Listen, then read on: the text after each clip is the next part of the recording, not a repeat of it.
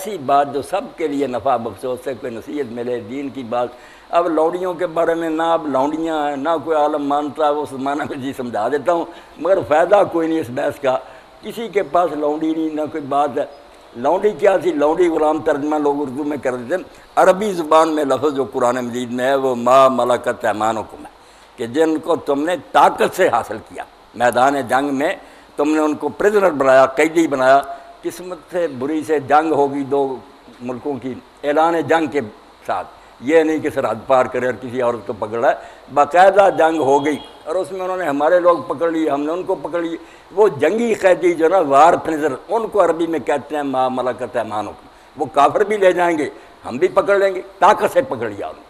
اب ان کا کیا حال تھا کہ وہ عورتیں حاصل ہو گئی، ان کے لیے ایک تو یہ کہا ہم چھٹی دے دیں اپنے وطن کو چلی جاؤ، ہماری عورتیں وہاں پکڑی رہتی ہیں، ہم ان کی چھوڑ دیتے، ہماری سادگی پر کافر تاریاں بجاتے کہ بے وقوف قوم ہے، ہاں ہمارے قیدی آگے جیسے آپ نے دیکھ دیا کہ سکھ چھوڑ دیا، ہماری لاشیں آ گئیں ادھر سے، ایسے احمق بننا چاہتے تھے بنے۔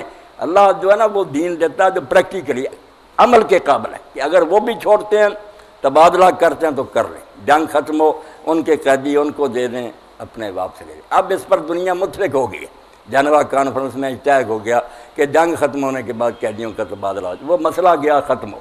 اگر کوئی تبادلہ نہ کرے پھر یہ بھی صورت تھی کہ ہم فدیہ لے لیں، انہوں نے ہمیں جنگ چھیڑ کر نقصان پہنچایا، ہمارے پاس ان کے بہت سے قیدی، ہم اگر اس کا معاوضہ کوئی طلب کر لیں کہ اتنا معاوضہ دو ایک قیدی کا، یہ فدیہ کرا دیں، اس کی بھی اجازت، مفت چھوڑ دیں، احسان کریں کہ اچھا ان سے سلوک کریں، اثر پڑے گا، اس کو من کہتے ہیں قرآن میں، یہ بھی جائز ہے۔ اگر سمجھیں کہ اپنے ملک میں آباد کر لینا ہے، چھوڑنا نہیں۔ اب ملک میں آباد کرنے ایک صورت تو یہ تھی کہ ان قیدیوں کو ہم جیلوں میں بند کر دیتے، وہ لڑکیوں بھی کی بھی عمریں برباد ہوتی، جو آدمی جو بھی سڑتے رہتے۔ اس کی بجائے اسلام نے 5واں حل کیا کہ اگر چھوڑنا مناسب نہیں ملک میں تقسیم کر دو، جو فوجی ہیں ان کو دے دو، وہ گھروں کے افراد بن جائیں گے، وہ لڑکیاں ان کی بیویاں ہوں گی، صرف نام دو ہوں گے کہ کچھ عورتیں اپنی مرضی سے نکاح میں آئی ہیں، یہ تم نے طاقت سے حاصل کیا ہیں دونوں حلال، اولاد جو ہوگی دونوں کی بالکل جائز اولاد ہے، یکساں وارث ہوگی، کوئی نام نہیں، فرق نہیں، نام دو ہے۔ ایک ازواج ہیں، بیویاں ہیں، وہ اپنی خوشی سے نکاح میں آئی ہیں، ایک وہ ہیں جو ان کو تم نے طاقت سے پکڑا۔ اب حکومت کا اراٹ کر دینا کہ یہ صفائی کو دے دی، جس طرح باپ بیٹی دیتا، اس سے بڑھ کر ہے کہ حق میں وقت نے دے دی، اندراج ہو گیا، وہ سپاہی کی بیوی ہے، اس سے جو اولاد ہوگی بالکل حلال ہوگی۔ یہ ہیں لونڈیاں نہ کہا کریں، اور اصل نام ہی قرآن کا لینا چاہیے کہ ملک یمین ہے، طاقت کے ذریعہ ان کو ہم نے گرفتار کیا، ان کا یہ حل ہے۔ باقی عام لوگ اگر اپنے بچے بیچتے ہیں، لوگ پکڑ کر بیچ دیتے ہیں، یہ جرم اتنا بڑا جرم ہے۔ اللہ کے رسول علیہ السلام نے جو 3 گناہ بیان کیے کہ ان کے خلاف اللہ فرماتا میں خود مستغیث ہوں گا، میری عدالت میں اللہ کہتا میں خود پارٹی بنوں گا، کہ اتنا بڑا جرم۔ ان میں سے کیا کہ آزاد بچے بچی کو پکڑ کر غلام بنا دینا، یہ غلامی وغیرہ کوئی نہیں، میدان جنگ میں پکڑے ہوئے قیدی ان کا حل ہے کہ وہ ہمارے لے جائیں گے، اگر چھوڑ دیں مل جل کر تو بہت اچھی بات، نہ حل ہو تو انہیں جیلوں میں نہیں رکھا جائے گا، خاندانوں میں تقسیم ہو جائیں گے، وہی حقوق ہوں گے جو بیویوں کے ہیں، کھائیں گی پئیں گی بیویاں، تعلق جائز، بچے حلال، وارث ہیں سارے۔ اب اس بارے میں کوئی رہ گئی بات، مگر سوال کچھ نا جو عام ضرورت ہے نا آپ کی وہ کریں، بسم اللہ، سب کو فائدہ ہو جائے۔ جی السلام علیکم جی۔ وعلیکم السلام ورحمۃ اللہ۔ اسلام میں آج کل جو چل رہا ہے نا کہ عورت اور مرد کے حقوق برابر ہیں، اس کے بارے میں ہمیں بتائیں کہ کیا اسلام میں عورت اور مرد کے دونوں کے حقوق برابر ہیں یا دونوں میں فرق ہے؟ بسم اللہ، یہ سوال بالکل ٹھیک ہے، خاندانوں کی آبادی کے لیے دین نے اس پر بڑا زور دیا۔ آپ اگر قرآن مجید اور حدیث رسول علیہ السلام پر نظر دوڑائیں نا، کوئی بات اتنی تفصیل اور ڈیٹیل سے بیان نہیں ہوئی، حتیٰ کہ نماز دین کا ستون ہے، وہ بھی قرآن مجید نے کچھ اجمالی اشارے کر دیے، باقی سنت پر چھوڑ دیا۔ مگر یہ آئلی زندگی جو ہے، خاوند بیوی کا مسئلہ، یہ قرآن کی نگاہ میں اتنا اہم ہے کہ آپ پڑھیں کون سے رشتے حرام ہیں، دودھ پینے سے کیا اثر پڑتا ہے، طلاق کس صورت میں ہوگی، سارس کس طرح مقرر کیے جائیں گے، بعد میں رجوع کیسے ہوگا، عدت ہے، زہار ہے، ماں کہہ دیتے ہیں آپ، اتنے مسائل اس کے بیان ہوئے نا کہ نماز روزے حج کے بھی بیان ہوئے۔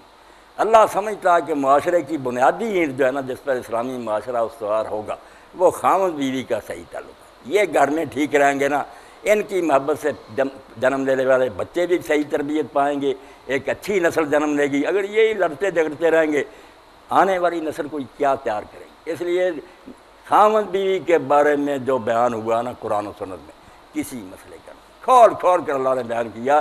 مگر جو بات آپ نے میرے بھائی کی کہ حقوق برابر ہیں، بات جو کہنے کی ہے فرائض مختلف ہیں، اس کی نہیں بات، ڈیوٹیاں الگ الگ ہیں، حقوق میں کوئی فرق نہیں۔ جیسا نیک سلوک خاوند مانگتا ہے ویسا ہی سلوک ان کی، وَلَهُنَّ مِثْلُ الَّذِي عَلَيْهِنَّ، جیسے ان پر کچھ ذمہ داریاں ہیں ان کے حقوق کی، خرچہ دینا پڑے گا، مکان حیثیت کے مطابق دینا پڑے گا، اچھا سلوک کرنا پڑے گا، وَعَاشِرُوا بِهُنَّ بِالْمَعْرُوفِ۔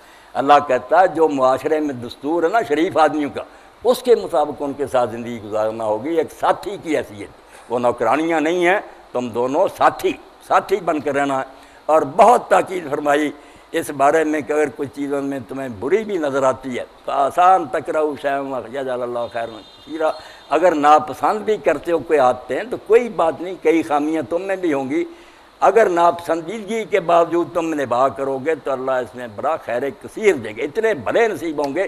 یہ امتحان دے دو کہ اس کی عادتیں کچھ نہیں اچھی، یہ کھانا پکانا نہیں ہے، کوئی بات نہیں، تم میں بھی بہت سی کمیاں فین کرے تم وہ نہ، اگر ناپسند کرتے ہو تو تم کوئی پاک صاف ہو، اللہ ہو کہ تم میں کوئی عیب نہیں ہے، ہر میں کچھ کمی ہے۔ اس لیے حقوق برابر ہے بالکل نیک سلوک کی حد تک، مگر ذمہ داریاں الگ ہیں۔ کام یہ خراب ہوا کہ جو مردوں کے کام تھے یہ کما کر لائیں، انہیں خرچہ دیں، انہیں محنت کرنے کا کوئی کام نہیں ہے، کیوں دھکے کھاتی پھریں؟ صبح ہی بیچاریاں نکلی ہوتی ہیں، بچے چھوڑ جاتی ہیں، بس سٹاپوں پر دیکھتا ہوں دھکے کھا کر جاتی ہیں، بڑی بڑی دور نوکریاں کری، شام کو تھکی ماندی آتی ہیں۔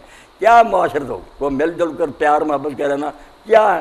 بچے بھی پرے پھینکے، آپ بھی، وہ کیا محبت کرے گی، کیا گھر چلائے گی؟ ڈیوٹیاں اللہ نے تقسیم کی، یہ مسئلہ یاد، فرائض الگ ہیں کہ ہر شخص اپنا کام کرے، ان کا کام گھر سنبھالنا ہے، آپ لوگوں کا کام باہر سے کما کر رہا ہے، آپ لائیں، انہیں حیثیت کے مطابق خرچہ دیں، اچھا سلوک کریں، اپنے بچوں کی ذمہ داریاں اٹھائیں، کوئی حاجت ہے بیویوں کی پوری کریں۔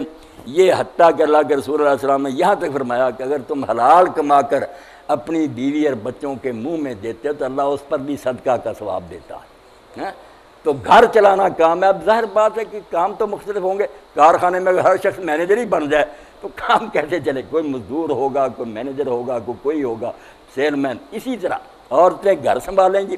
اور یہ جو بن گیا نا کہ ان کو جیل میں بند رکھا، یہ لوگوں نے بدماشی کی ہے، اس طرح ان کو باہر نکالو۔ اور جو حال ہے ان کا، میں نہیں اپنی بہنوں کے سامنے کہنا چاہتا، ہر شہر سے میں واقف ہوں کہ فیکٹریوں میں ان کے ساتھ کیا ہوتا ہے۔ سیکٹری حاجی صاحبان رکھ لیتے ہیں، ساتھ ہی کمرہ حرام زدگی کرتے ہیں، وہیں غسل کرتے ہیں، مہینہ کے بعد عورت بدل لیتے ہیں، بیچاریوں کی عزت لٹ، کچھ نہیں انہیں ملا، تباہ ہو گئی۔ اگر عزت سے گھر بیٹھتی ملکہ بن کر کہ ہمیں کمانے کی کوئی ضرورت نہیں، یہ کام تیرا ہے۔ اور بچے جو ہے نا، یہ کہتے ہیں بچہ جاننے کی مشین، آپ ایک اچھی بات کا نام غلط رکھ لیں ہے تو بدماشی سے رکھ لیں، یہ مشین ہے۔ اور ماں جو بچہ جانتی ہے اور اپنی گود میں ایک مجاہد مومن غیرت مند مسلمان بنا کر دیتی ہے، آپ لوگوں کی ہزاروں جو ہے نا خوبیاں مردوں کے اس کے مقابلے میں ایک ہی خوبی بہت بڑی ہے۔ اگر اس نے ایک خالد بن ولید جان لیا، ایک عمر خطاب امت کو دے دیا، کیا کریں گے آپ لوگوں کے کارخانوں اور عدالتوں؟ کچھ بھی نہیں مردوں کی چیزیں۔ اس لیے اللہ کے رسول علیہ السلام کے پاس جب حضرت اسماء بنت یزید آئی، بیوقوف بنایا ہمیں کہ کیا عورتوں کے کام نکمے؟ بھائی کیوں نکمے؟ گھر سنبھال کر بیٹھی ہیں، مرد گھر میں آتا ہے اسے سکون ملتا ہے، وہ محبت اور پیار سے گھر بیٹھتا ہے، کھانا اس کے لیے تیار ہے، بچے پیار سے آگے۔ گھر کا مال سنبھالنا برائی ہے، باہر کام کرنا زیادہ خوبی کی بات ہے۔ جوتیاں کھاتے ہیں مرد، بڑے بڑے امیر آدمی ہمیں ٹھوکریں مارتے ہیں، ہم کما کر لاتے ہیں، کیا بڑا اچھا کام ہے، اور عورتوں کی کوئی بےزتی؟ تو اسماء بنت یزید آئیں رضی اللہ عنہ، اللہ کے رسول علیہ السلام سے پوچھا کہ اللہ کے رسول، مرد جہاد کرتے ہیں، وہ جمعہ کی نماز میں شریک ہوتے ہیں، جنازوں کے ساتھ جاتے ہیں، ہمیں کیا ملتا؟ تو اللہ کے رسول علیہ السلام نے فرمایا کہ میں نے عورتوں کی طرف سے ایسی نمائندہ عورت کبھی نہیں دیکھی۔ اس نے ایسا اچھا سوال کیا، کہا ساری عورتیں یہی پوچھ رہی، تو فرمایا تم بے فکر رہو، جو عورت گھر کا کام کرتے ہوئے اس کا یہ حال ہو جائے کہ اس کو نہانے دھونے کی فرصت نہیں، اس کے سار میلے ہو جائیں، ہاتھوں پر میل جم جائے، وہ قیامت کے دن میرے ساتھ، آپ نے 2 انگلیاں ملا کر کہا کہ میرے ساتھ ایسے ہو، ماں وہ کم کر، مگر یہ حرام زادوں نے بدماشی پھیلانے کے لیے کہ ترقی کے نام پر گھروں سے نکال لو، پھر آسانی سے شکار ہاتھ ہو جائے گا۔ آپ سب جانتے ہیں، اخباروں میں جو ریپ آپ پڑھتے ہیں کہ 5 5 6 6 حرامی ایک وقت